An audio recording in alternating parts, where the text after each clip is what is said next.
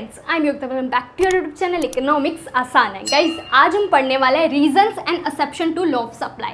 Guys इससे पहले हम पढ़ चुके हैं लॉ ऑफ सप्लाई क्या होता है। हमने देखा था लॉ ऑफ सप्लाई हमें क्या बताता है कि प्राइस एंड क्वांटिटी सप्लाइड में डायरेक्ट रिलेशन होगा कि अगर प्राइस बढ़ेगा तो क्वांटिटी सप्लाइड भी बढ़ेगी, प्राइस कम होगा तो क्वांटिटी सप्लाइड भी कम होगी।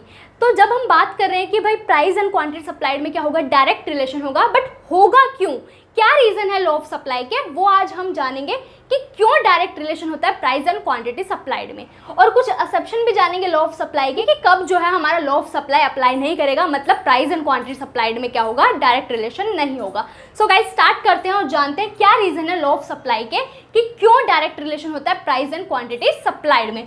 फर्स्ट रीजन आता है हमारा प्रॉफिट मोटिव। प्रॉफिट मोटिव कि प्रोड्यूसर का मोटिव क्या होता है, प्रॉफिट अर्न करना। कि प्राइस जैसे ही बढ़ता है प्रोड्यूसर अपनी सप्लाई क्यों बढ़ाता है, क्योंकि प्रॉफिट मार्जिन उसका इंक्रीज हो जाता है। और प्राइस के कम होने पर वो सप्लाई क्यों डिक्रीज कर देता है, क्योंकि उसका प्रॉफिट मार्जिन डिक्लाइन हो जाता है। एग्जाम्पल के थ्रू हम इसको समझते हैं। फॉर एग्जाम्पल कि जो प्रोड्यूसर है वो आइसक्रीम का प्रोडक्शन करता है। किसका प्रोडक्शन करता है, आइसक्रीम का प्रोडक्शन करता है। मान लेते हैं कि एक आइसक्रीम बनाने की जो उसकी कॉस्ट आती है, वन आइसक्रीम की जो कॉस्ट आती है वो क्या आती है, 5 रुपये आती है। ठीक है, एक आइसक्रीम बनाने की कॉस्ट आती है 5 रुपये।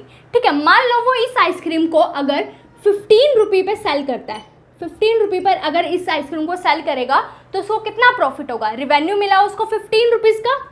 ठीक है, कॉस्ट उसकी 5 रुपीज़ और हमारा प्रॉफिट आ जाएगा 10 रुपीज़ का। ये क्या आ जाएगा मेरा प्रॉफिट। प्रॉफिट बेसिकली क्या होता है, रिवेन्यू माइनस कॉस्ट। ठीक है, तो अगर वो इस आइसक्रीम को 15 रुपीज़ की सेल करेगा तो उसको 10 रुपीज़ का प्रॉफिट हो गया। मान लो ये प्राइस इंक्रीज होके हो जाए 20 रुपीज़ हो गया प्राइस इंक्रीज होके, तो अगर वो इसी आइसक्रीम को 20 रुपये पर सेल करेगा, कॉस्ट तो सेम रहने वाली है, कॉस्ट तो आइसक्रीम बनाने की 5 रुपये आने वाली है, तो अब यहाँ पर उसको प्रॉफिट कितना होगा, 20 माइनस 5 15 का। तो जैसे ही प्राइस इंक्रीज होता है प्रोड्यूसर का प्रॉफिट मार्जिन इंक्रीज हो जाता है, इसलिए प्रोड्यूसर मोर विलिंग होता है सप्लाई करने के लिए हायर प्राइसेस पर। इसलिए प्राइस के बढ़ने पर क्या होती है, सप्लाई बढ़ जाती है। अब बात करें कि मान लो ये प्राइस 15 से डिक्रीज होके हो जाए 10 रुपीज़, डिक्रीज होके हो जाए 10 रुपीज़। अब यहाँ पर क्या होगा कि 10 उसे रिवेन्यू मिल रहा है, कॉस्ट 5 है और प्रॉफिट कितना मिलेगा उसको 5 रुपये का।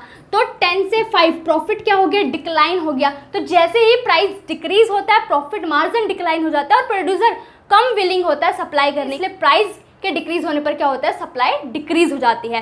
तो प्रॉफिट मोटिव की वजह से क्या होता है कि प्राइस के इंक्रीज होने पर प्रोड्यूसर सप्लाई इंक्रीज करता है क्योंकि उसका प्रॉफिट मार्जिन इंक्रीज हो जाता है, और प्राइस के डिक्रीज होने पर सप्लाई डिक्रीज कर देता है क्योंकि उसका प्रॉफिट मार्जिन डिक्लाइन हो जाता है। इसलिए डायरेक्ट रिलेशन होता है प्राइस एंड क्वांटिटी सप्लाइड में। तो फर्स्ट रीजन तो हमने देख लिया कि प्रॉफिट मोटिव की वजह से क्या है, डायरेक्ट रिलेशन है। देन सेकंड हमारा रीजन क्या है, नंबर ऑफ फर्म्स, कि नंबर ऑफ फर्म्स में चेंजेस आ गए। नंबर ऑफ फर्म्स में चेंजेस आ गए का मतलब क्या है कि फॉर एग्जाम्पल आइसक्रीम के प्रोडक्शन की हम बात कर रहे हैं। ठीक है, कि मार्केट में क्या हो रहा है, आइसक्रीम का प्राइस बढ़ता जा रहा है, तो लोग क्या करेंगे कि उन्हें दिख रहा है कि भाई आइसक्रीम का प्राइस बढ़ता जा रहा है, तो नई नई फर्म जो वो एंटर होना स्टार्ट हो जाएंगी मार्केट में, क्योंकि उन्हें दिख रहा है कि भाई आइसक्रीम का प्राइस बढ़ रहा है, तो वो हायर प्राइसेस पर क्या करेंगे, ज़्यादा प्रॉफिट अर्न कर पाएंगे। तो ये न्यू फर्म जो वो मार्केट में एंटर होना स्टार्ट हो जाएगी, वो प्रोडक्शन करेंगे आइसक्रीम का, तो इसलिए हायर प्राइसेस पर क्या होता है कि सप्लाई बढ़ जाती है, क्योंकि हायर प्राइसेस क्या करता है, इंड्यूस करता है फर्म को कि वो एंटर हो फर्म मार्केट में, ताकि ज़्यादा सप्लाई हो और वो भी प्रॉफिट ज़्यादा अर्न कर पाए। ठीक है, तो नंबर ऑफ फर्म मतलब नंबर ऑफ फर्म इंक्रीज होने की वजह से क्या हुआ, मार्केट सप्लाई इंक्रीज होगी। क्यों इंक्रीज हुई, क्योंकि हायर प्राइसेस था इसलिए इंक्रीज हुई। अब मान लो उसी आइसक्रीम का प्राइस धीरे धीरे क्या हो जाए, डिक्लाइन होना स्टार्ट हो जाए, तो जो फर्म एंटर हुई थी ना वो क्या करेंगी, या तो अपने प्रोडक्शन को डिक्लाइन कर देंगी क्योंकि उसको उतना प्रॉफिट मार्जिन नहीं मिल पाएगा, या फिर अगर उनको प्रॉफिट ही नहीं मिल पाएगा तो वो क्या कर देंगे, अपना प्रोडक्शन स्टॉप करके एग्जिट हो जाएंगे मार्केट से। तो इसलिए क्या हो जाएगा, मार्केट सप्लाई डिक्लाइन हो जाएगी प्राइस के डिक्रीज होने पर। तो प्राइस के इंक्रीज होने पर न्यू फर्म्स एंटर हो जाती है, इसलिए प्राइस के इंक्रीज होने पर क्या होता है, सप्लाई इंक्रीज हो जाती है। क्यों एंटर हो रही है न्यू फर्म, क्योंकि उनको पता है हायर प्राइसेस पर वो सेल करेंगे तो उनको हायर प्रॉफिट अर्न होगा। बट प्राइसेस के डिक्रीज होने पर क्या होता है कि फर्म जो है या तो अपना प्रोडक्शन डिक्लाइन कर देंगे क्योंकि उसको इतना प्रॉफिट नहीं मिल पाएगा, और अगर प्रॉफिट ही नहीं मिलेगा तो वो क्या करेंगी, कभी कभार अपना प्रोडक्शन भी बंद कर सकती हैं, आइसक्रीम का प्रोडक्शन ही बंद कर देंगी और एग्जिट हो जाएंगी मार्केट से। तो इसलिए क्या होता है, प्राइस के इंक्रीज होने पर मार्केट सप्लाई बढ़ जाती है क्योंकि न्यू फर्म्स एंटर करती हैं, और प्राइस के डिक्रीज होने पर मार्केट सप्लाई डिक्रीज हो जाती है क्योंकि फर्म एग्जिट करना स्टार्ट कर देती है और प्रोडक्शन को डिक्लाइन करना स्टार्ट कर देती है। तो सेकंड हमारा रीजन था नंबर ऑफ फर्म्स। देन बात करते हैं चेंज इन स्टॉक। अब तुम्हें पता है कि फर्म क्या करती है या प्रोड्यूसर क्या करता है, कुछ स्टॉक रखता है अपने पास। वो स्टॉक को जब निकालना स्टार्ट करता है जब प्राइस क्या हो, हायर हो। अगर मार्केट में प्राइस हायर है तो प्रोड्यूसर क्या करेगा, स्टॉक से अपना सप्लाई करना स्टार्ट कर देगा, क्योंकि उसको हायर प्रॉफिट मिलेगा, उसका प्रॉफिट मार्जिन इंक्रीज होगा हायर प्राइसेस पर। बट अगर वो देख रहा है कि प्राइस डिक्लाइन हो गया तो वो क्या कर देगा, स्टॉक को नहीं सप्लाई करेगा, स्टॉक को स्टोर करना स्टार्ट कर देगा। क्यों स्टोर करना स्टार्ट कर देगा, वो एक्सपेक्ट करेगा फ्यूचर में जब प्राइस इंक्रीज होगा तब मैं क्या करूंगा, सप्लाई कर दूंगा।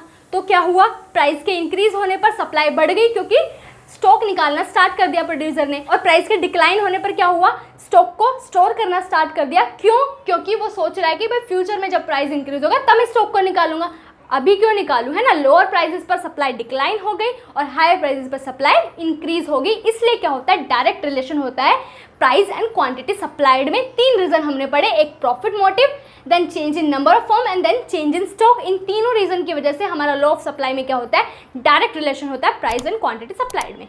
अब ये तो हमने देख लिया कि भाई क्या रीजन है लॉ ऑफ सप्लाई के, कि कब डायरेक्ट रिलेशन होगा, ये तो देख लिया। अब कुछ ऐसी सिचुएशन है जहां पर हमारा लॉ ऑफ सप्लाई अप्लाई नहीं करता।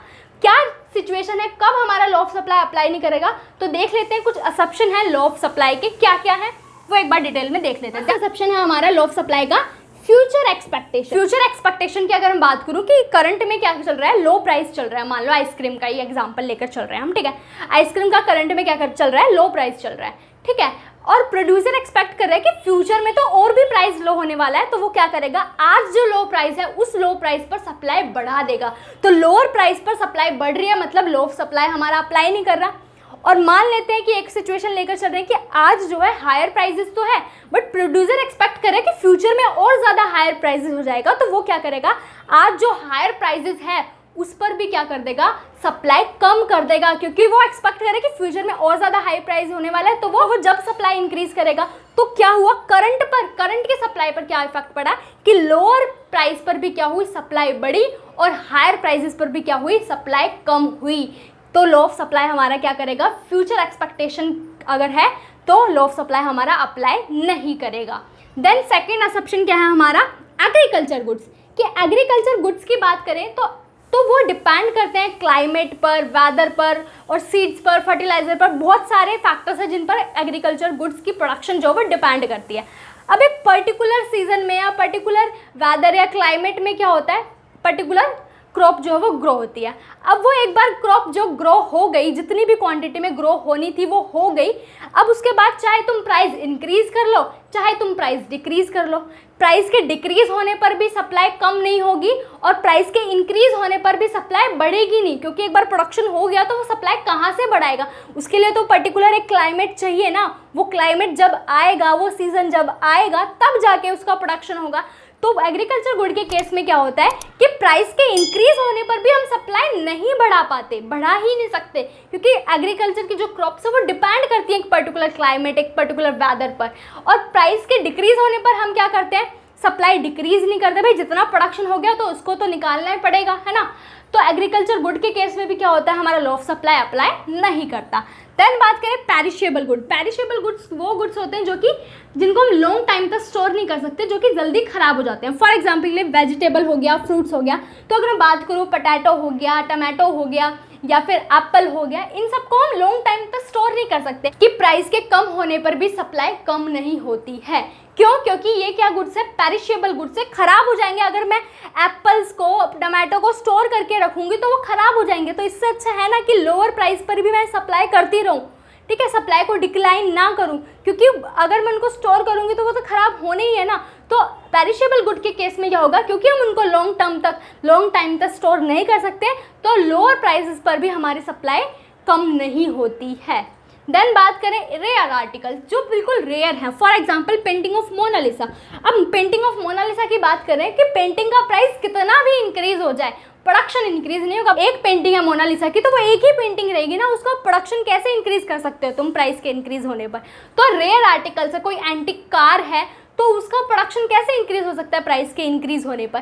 तो रेयर आर्टिकल के केस में क्या होता है, प्राइस के इंक्रीज होने पर सप्लाई नहीं बढ़ती, ठीक है, और प्राइस के डिक्लाइन होने पर सप्लाई कम भी नहीं होती। भाई जितने रेयर आर्टिकल्स हैं उतने ही रहेंगे, ना वो प्राइस के कम होने पर कम होंगे, ना प्राइस के बढ़ने पर बढ़ेंगे। देन बात करें बैकवर्ड कंट्रीज। अब बैकवर्ड कंट्रीज में क्या होता है, बैकवर्ड कंट्रीज हम बोल किस लिए रहे हैं, क्योंकि उनके पास रिसोर्सेज की कमी होगी इसलिए वो बैकवर्ड है। अब रिसोर्सेज की कमी है उनके पास, तो प्राइस के बढ़ने पर भी वो प्रोडक्शन को नहीं बढ़ा पाएंगे क्योंकि लिमिटेड रिसोर्सेज है उनके पास, तो इसलिए लॉ ऑफ सप्लाई हमारा अप्लाई नहीं करेगा। तो कुछ एक्सेप्शन देखें हमारे कि कब कब हमारा लॉ ऑफ सप्लाई अप्लाई नहीं करेगा, मतलब प्राइस एंड क्वांटिटी सप्लाइड के बीच में डायरेक्ट रिलेशन नहीं होगा। कब कब होगा भाई? फ्यूचर एक्सपेक्टेशन के केस में, एग्रीकल्चर गुड के केस में, पेरिशेबल गुड के केस में, रेयर आर्टिकल के केस में और बैकवर्ड कंट्रीज के केस में। सो गाइज आज हमने पढ़े रीजंस क्या है लॉ ऑफ सप्लाई के और एक्सेप्शन क्या है लॉ ऑफ सप्लाई के कि कब हमारा लॉ ऑफ सप्लाई अप्लाई नहीं करेगा। सो गाइज आज के लिए इतना ही, मिलते हैं नेक्स्ट क्लास में। Thank you.